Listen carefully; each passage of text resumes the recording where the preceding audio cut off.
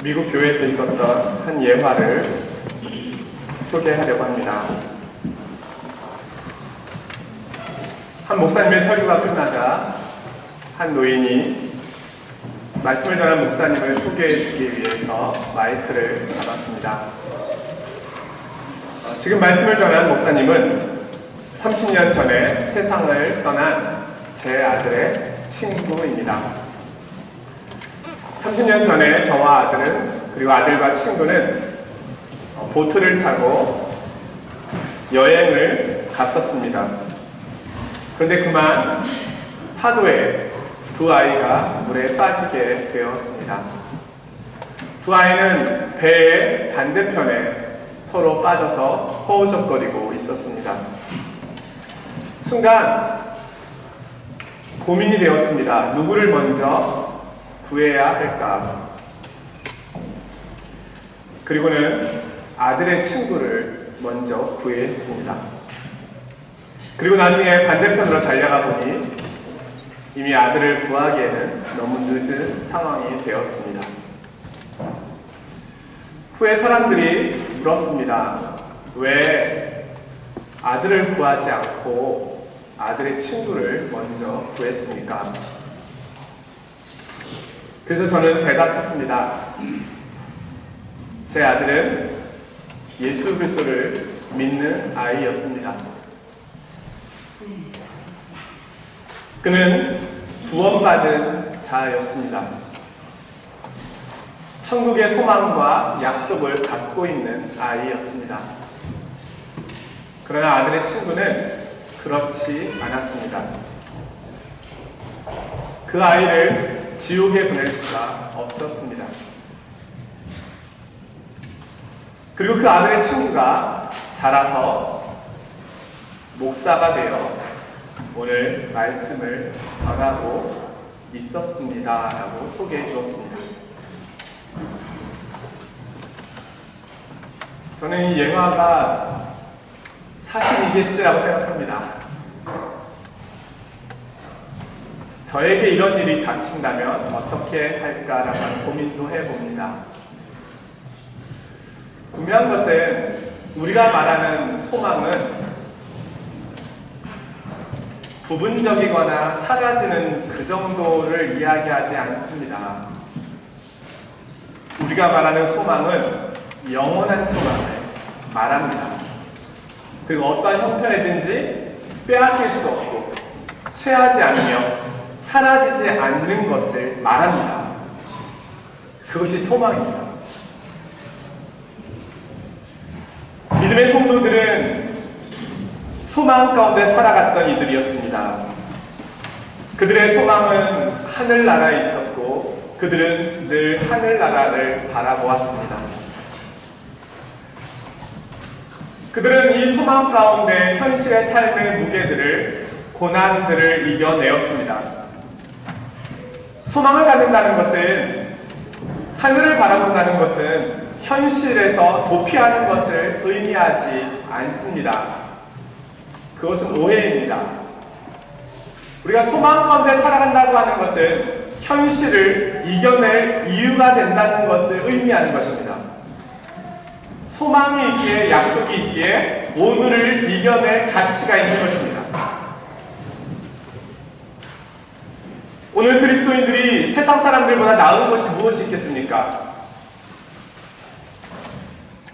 특별히 우리 프랑스에는, 파리에는 저보다 학력이 좋고 저보다 뛰어난 기술과 재능을 가진 분들이 많이 있습니다.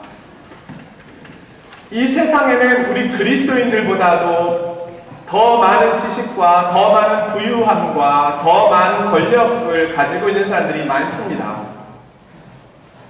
그런데 그리스도인들이 그들보다 더 낫다라고 이야기하는 부분이 있다면 그것이 무엇이겠습니까? 그것은 그리스도인은 보이지 않는 세계를 본다는 것입니다. 그 영원한 것을 본다는 것입니다.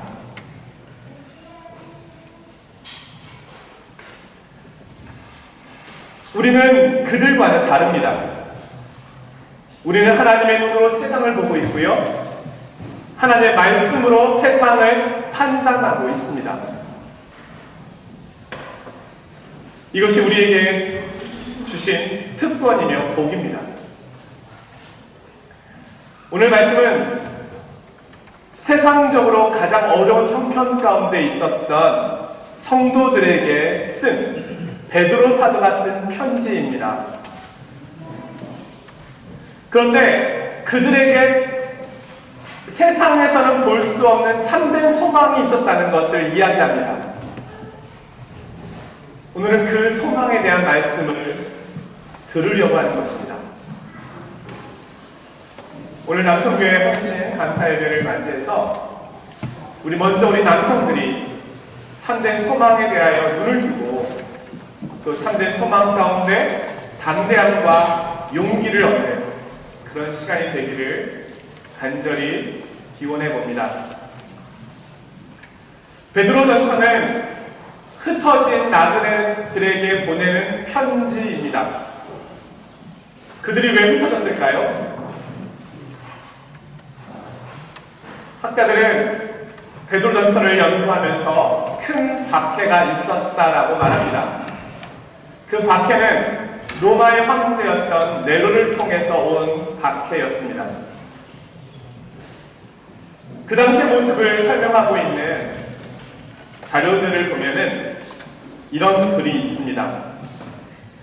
그 무렵 로마에 큰 불이 나서 14구역 중 6개 구역이 파괴되었다.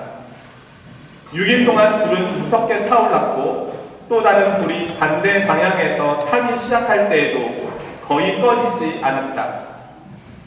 사람들은 정신을 잃을 정도로 당황하였고 또 네로 황제가 불타는 것을 보고 즐기기 위하여 불을 질렀다고 생각하기도 하였다.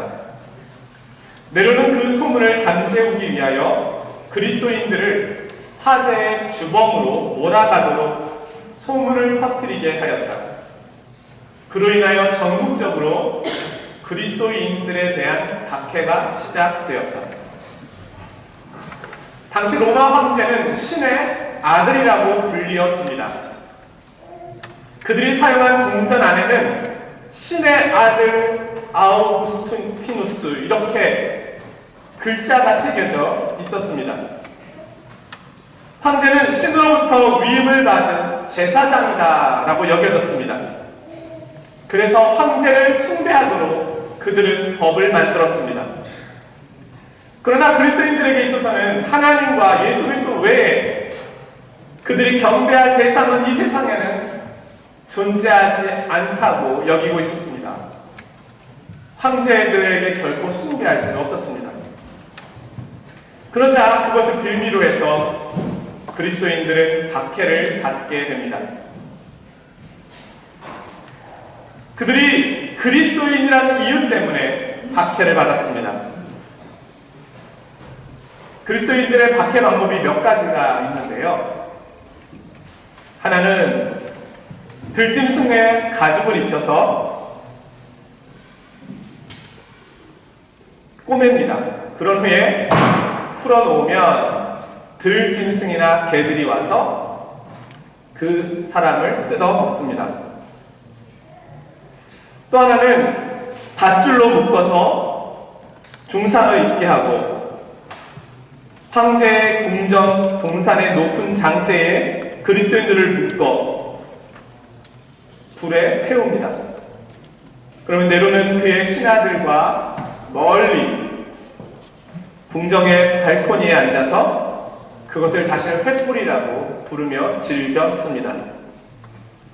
우리가 잘 알고 있는 것 중에는 원형극장에 굶어 줄인 사자의 앞에 풀어놓는 것이었습니다. 그들은 굶긴 사자에게 잡아먹히거나 사나운 짐승들과 싸우다가 죽어가기도 했습니다. 그리스도인들이 어디로 가든지 로마인들은 그들을 추적하는 것을 멈추지 않았습니다. 그래서 그들이 쫓고 쫓기다가 결국은 숨을 만한 곳을 찾게 되는데요. 그것이 로마의 외곽에 있는 카타콤이라고 하는 곳도 그 중에 하나였습니다. 그곳은 오래전에 도시 건설용 돌을 얻기 위하여 깊게 파 있었던 동굴이었습니다. 사람들은 그곳에서 일을 많이 했고, 또 그곳은 사람들이 죽으면 묻는 묘지와 같은 역할을 하기도 했습니다. 그리스도인들에게는 그곳이야말로 가장 안전한 곳이라고 여겨졌습니다. 그래서 그리스도인들은 그 지하 동굴로 피신했고, 죽은 그리스도인들의 시체를 그곳에 묻었고, 그들은 그곳에 작은 공간을 이용해서 예배를 드렸습니다. 실제로 지금도 그곳에서는 매주 예배를 드리고 있는 모습을 볼 수 있습니다. 베드로 사도가 지금 편지를 쓰고 있는 배경이 이러한 것입니다. 4장 12절에 보면 베드로 사도는 이것을 불시험이라고 표현하고 있습니다. 큰 고통의 시간입니다. 오늘 우리가 읽은 짧은 본문, 이것은 가장 큰 고통 가운데 있는 그리스도인들을 위해 그들을 격려하기 위하여 쓴 사도 베드로의 편지 글입니다. 베드로 사도는 박해를 피해 흩어진 그리스도인들에게 오늘 놀라운 이야기를 하고 있습니다. 15절에 보면 너희 속에 있는 소망에 관한 이유를 묻는 자들에게는 대답할 것을 항상 준비하라. 박해 가운데 있는 그리스도인입니다. 그런데 그들에게 소망이 있었다는 겁니다. 제가 생각해보거나 성도님들 생각해볼 때 이 상황은 가장 절망적인 상황입니다. 신앙을 포기하고 싶을 만큼의 고통스러운 상황입니다. 예수님을 믿는다는 이유 때문에 당하고 있는 어려움입니다. 불시험이라고 베드로 사도도 인정하고 있는데 그 상황 속에서 소망을 이야기하고 있다는 것입니다. 그리스도인들도 두려움이 있습니다. 공포가 있습니다. 매일매일의 시간들이 참으로 무섭고 두려웠을 것입니다. 말 밟은 소리만 들려도 그들은 움츠릴 수밖에 없었을 거예요. 사람들은 이 그리스도인들이 죽음의 공포 때문에 예수님을 포기하게 될 것이라고 생각했습니다. 계속해서 이들에게 고통을 주면 이들이 이 고난 때문에 절망하게 될 것이라고 생각했습니다. 그런데 그렇지 않았습니다. 도리어 이들은 불 가운데서 소망을 말하고 있었다는 것입니다. 어떻게 그럴 수 있었을까요? 세상을 할 수 있는 한 그들에게서 소망을 빼앗기 위하여 고통을 주었습니다. 항복을 시키려고 했습니다. 무릎 꿇게 하려고 했던 것입니다. 하나님을 떠나게 하는 것, 예수 그리스도를 떠나게 하는 것이 그들의 핍박의 원인이었습니다. 목적이었습니다. 이런 어려움을 겪으면 이렇게 생각할 수 있어요. 예수님을 믿는데 왜 이렇게 어렵지? 예수님을 믿는데 왜 이렇게 고난이 많지? 주님의 사랑에 대하여 충분히 의심할 수 있는 상황들입니다. 그런데 그들은 그렇지 않았습니다. 왜요? 그들이 믿고 있는 분은 예수 그리스도였기 때문입니다. 예수 그리스도께서는 나를 구원하기 위하여 오신 하나님의 아들이십니다. 하나님의 아들이 죄 없으신 분이 나를 구원하기 위하여 십자가에서 고통 중에 자기의 생명을 우리를 위하여 주시고 돌아가셨습니다. 사람들은 생각했습니다.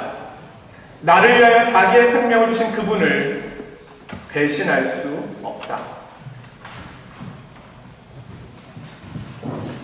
또한 그분은 세상 끝날까지 함께 하겠다고 약속하셨습니다.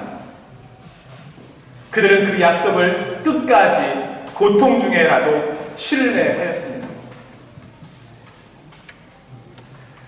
또한 그들에게는 소망이 있었습니다.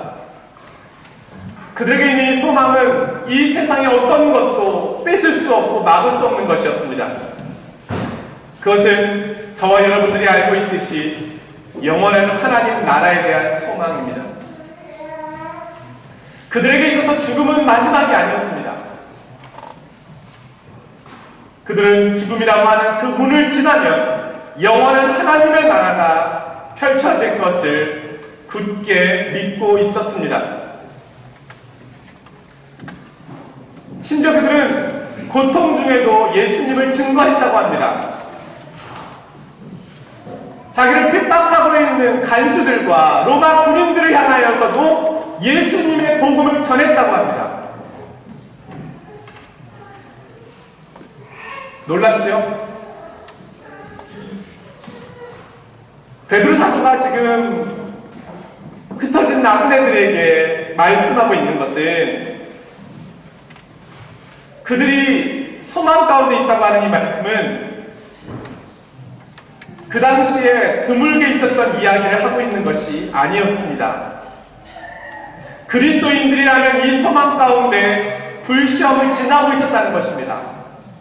그 사람들은 그 그리스도인을 보면서 이상하게 생각했다는 거예요. 도대체 어떻게 그런 고난 중에서도 소망을 말할 수 있는가 궁금하다. 그것이 세상이 그리스도인들을 바라보는 시선이었습니다. 오늘 본문 말씀은 너희 속에 있는 소망에 관한 이유를 묻는 자들에게는 대답할 것을 항상 준비하라 이렇게 이야기합니다.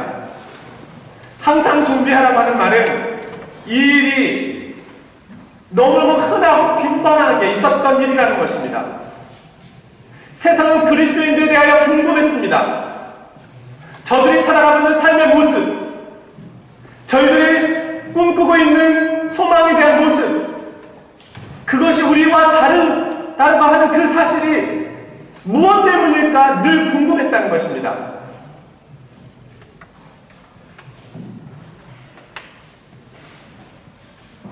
이들이 가졌던 궁극적인 소망, 세상에는 없는, 그리스도 밖에는 없는, 그리스도 안에 있는 사람들에게 있는 이 소망, 이것은 세상 사람들은 경험하지 못했던 것이고 알지 못했던 것이며 깨닫지 못했던 것을 말하고 있는 것입니다. 만약에 그들이 우리와 똑같은 사람이라고 생각했다면 그리스도인들에게 이런 질문을 할 이유가 없습니다. 그들이 볼 때 그리스도인은 분명 자기와는 다른 사람이었습니다.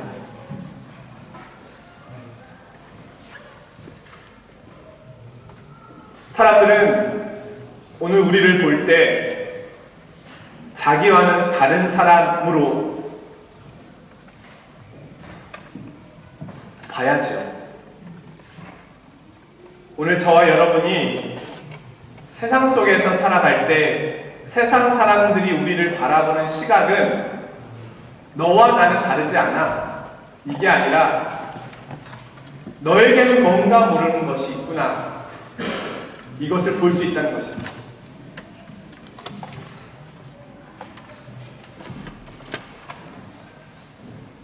사람들은 우리들의 표정과 우리들의 말과 우리들의 삶의 모습을 통해 묻고 싶어 해야 합니다. 너는 그렇게 살아가는 중에도, 그런 어려움이 있는 중에도, 그런 삶의 무게가 있는 중에도 소망이 있는 이유가 무엇이냐? 그것이 우리들에게 질문되어져야 될 내용이라는 거예요. 우리는 대답할 수 있어야 합니다. 물론 질문이 있어야죠. 저와 여러분에게 이렇게 묻고 있는 사람들이 많이 있나요? 이런 질문들을 많이 받는 것이 정상입니다. 우리는 대답해야 합니다. 내가 어떤 형편에서도 소망을 이야기할 수 있는 근거는 나에게는 예수 그리스도가 있기 때문이야. 나는 그분의 사랑을 받고 있어. 나의 부족함과 연약함에도 불구하고 그분은 항상 변함없는 모습으로 나를 사랑하고 계시지. 세상이 나를 포기한다 하더라도 주님은 나를 포기하시지 않아. 나는 넘어질 수 있지만 아주 엎부러지지는 않을 거야. 왜냐하면 그분이 나를 붙잡고 계시기 때문이지. 세상이 흔들리고 요동친다 하더라도 나는 세상이 두렵지 않아. 이 세상의 주권자는 하나님이십니다. 이 세상 삶이 끝난다 하더라도 나는 염려하지 않아. 왜냐하면 그분은 영원히 나와 함께 하실 테니까. 하나님의 사랑이 없었다면 지금 나의 이 모습을 설명할 방법이 없어. 나된 것은 전적인 하나님의 은혜일 뿐이지. 만약에 내가 그리스도를 만나지 못했다면 나는 폐인이 되어 있을 거야. 나는 세상에서 가장 불쌍한 사람이요, 아무 소망 없이 살아가고 있는 사람일 거야.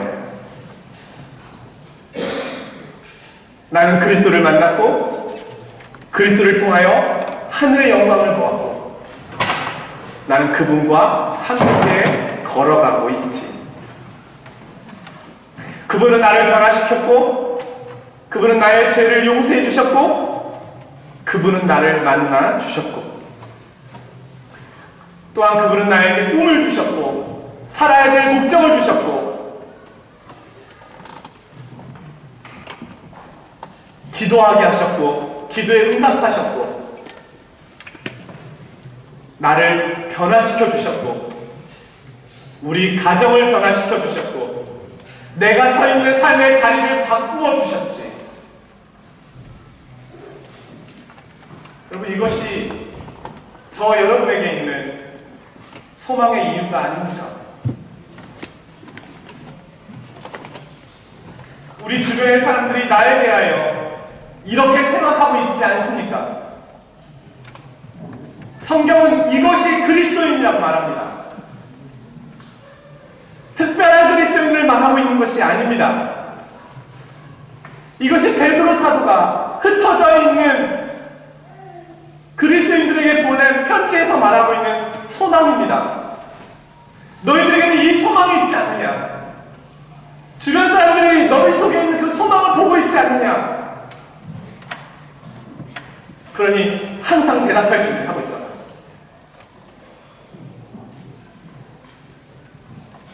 그리스도인은 자신에게 있는 소망을 감출 수가 없습니다.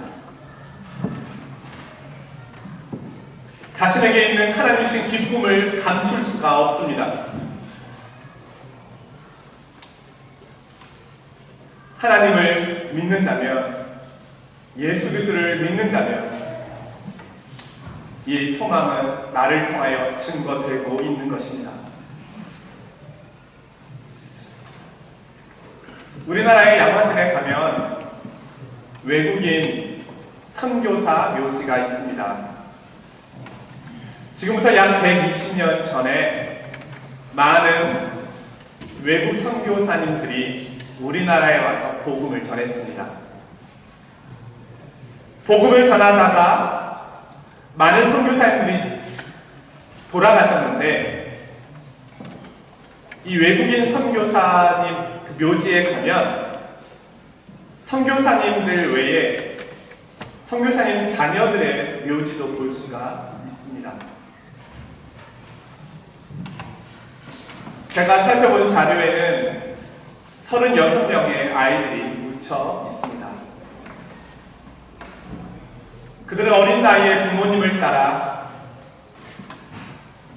낯선 나라에 왔다가 우리나라의 풍토병에 걸려 제대로 된 치료를 받지 못하고 면역력이 약하여 죽게 된 아이들의 묘입니다.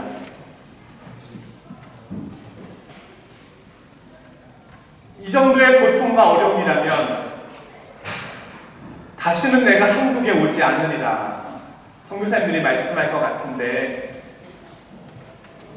그들의 묘에는 그들이 유언처럼 남겼던 말씀들이 적혀 있습니다.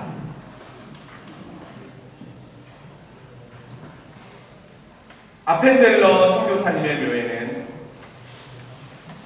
섬김을 받으러 온 것이 아니라 섬기러 왔습니다. 언더우드 선교사님의 묘에는 항상 기뻐하라, 쉬지 말고 기도하라, 범사에 감사하라.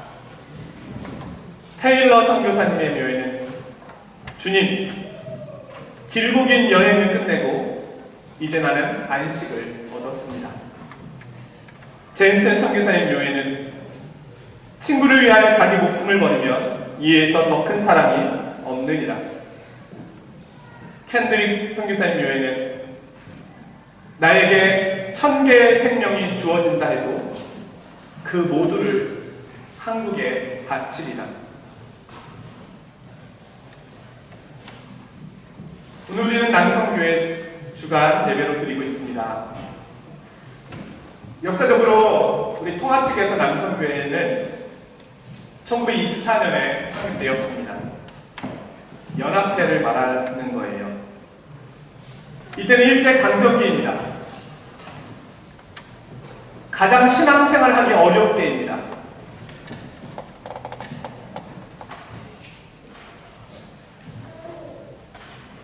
그때 남성교회의 목적이 이럽니다. 본회는 하나님의 뜻에 따라 연합하여 선교적 사명을 감당하고 성경의 교훈으로 기독교적인 인격을 높이고 서로 도우며 교회와 사회의 봉사함을 목적으로 한다. 교회와 국가가 가장 어려울 때 남성교회가 일어났습니다. 그들이 모여서 힘의 진학으로 봉사하였습니다. 오늘날의 남성교회 전국연합회는 국내 선교와 해외 선교를 하고 있는데요. 국내 선교로는 노숙인, 군인, 교도소 선교, 해외 선교로는 러시아, 북한, 몽고 등을 섬기고 있습니다. 이들은 많은 선교사님들을 통해서 이 민족이 받기만 하였는데 이제는 나누어주고 섬겨줄 시대가 되었다라고 생각하고 이 일에 열심을 내고 있는 것입니다.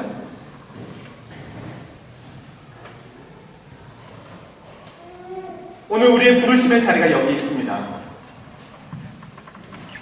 우리는 참된 소망을 말하며 우리가 받은 이 사랑과 은혜를 증거하는 소명을 갖고 있는 것입니다.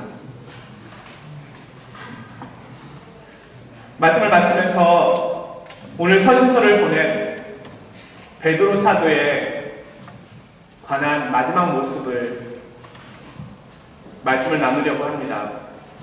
이것은 물론 성경에 나오는 이야기가 아니고 전승으로 전해 내려오는 이야기입니다. 우리 성도님들이 다 알고 있는 것처럼 그것은 쿼바디스 도미네입니다. 주님 어디로 가십니까? 베드로가 로마까지 가서 복음을 전했다고 하는 이야기는 성경에는 기록되어 있지 않습니다만 역사적인 증거들을 보면 로마까지 와서 복음을 전했을 것이라고 학자들은 말합니다. 베드로는 박해가 시작되자 로마에서 벗어나서 로마를 떠나 도망가기 시작합니다. 정신없이 도망가는데 어느 한 눈에 익은 한 분이 로마를 향해 황급히 들어가는 모습이 보였습니다. 베드로 사도가 보니까 너무너무 낯이 익은 그토록 사모해왔던 주님의 모습이었습니다. 깜짝 놀란 베드로는 물었습니다. 주님, 어디로 가십니까? 그래서 주님이 말씀하셨습니다. 나는 네가 도망 나온 로마로 십자가를 다시 지기 위하여 들어간다. 그 대답을 듣고 베드로는 너무 당황스러워 주님의 뒤를 따라 다시 로마로 들어갑니다. 그리고 그곳에서 담대히 복음을 전하다가 잡혀서 순교를 당합니다. 특이한 것은 베드로는 거꾸로 십자가에 박혀 죽임을 당했다고 전해집니다. 사랑하는 성도 여러분, 그리스도인이라고 하는 것은 매주 교회 나오는 사람을 의미하는 것이 아닙니다. 그리스도인이라고 하는 것은 오늘 말씀처럼 소망 가운데 살아가고 있는 사람을 말하는 것입니다. 그리스도인이라고 하는 것은 많은 주변의 사람들, 그리스도 밖에 있는 사람들로부터 당신 속에 있는 소망에 관한 이유가 무엇인지에 대하여 질문받는 사람을 말합니다. 이것이 그리스도인이고 그리스도인의 삶입니다. 오늘 남성교회 헌신 감사예배를 맞이해서 저는 이 남자들이 먼저 신앙의 가장으로 세워질 수 있기를 소망해 봅니다. 가정은요, 물론 아내의 역할이 너무 중요하지만 남자에게 주신 사명과 부르심이 있습니다. 아버지가 자녀들을 위해서 기도한다고 생각해 보십시오. 아이들이 얼마나 좋아할까요? 얼마나 기뻐할까요? 아버지가 교회를 위해서 기도한다고 생각해 보십시오. 아버지가 교회를 위해서 무릎 꿇고 하나님을 간구하고 있다고 생각해 보십시오. 아버지가 직장을 위해서, 자기의 삶의 자리를 위해서, 힘들고 어려운 삶의 문제를 이겨나가기 위해서 하나님 앞에 엎드리며 가고 있다고 생각해 보십시오. 이것이 얼마나 아름다운 모습이겠습니까? 저는 우리 남성교회 분들이 하나님 주신 이 영원한 소망을 가지고 이렇게 교회를 세우고 또 민족을 세우고 또 우리 주변의 사회를 세워가며 하나님의 복음의 증인으로 살아가기를 간절히 기대해 봅니다. 믿음의 선배들이 이 길을 갔습니다. 그리고 이제 믿음의 후배들인 우리가 이 길을 갑니다. 우리를 통해서 주님만이 홀로 영광 받으시기를 주의 이름으로 간절히 축원드립니다. 거룩하신 아버지 하나님, 주의 은혜와 사랑을 감사드립니다.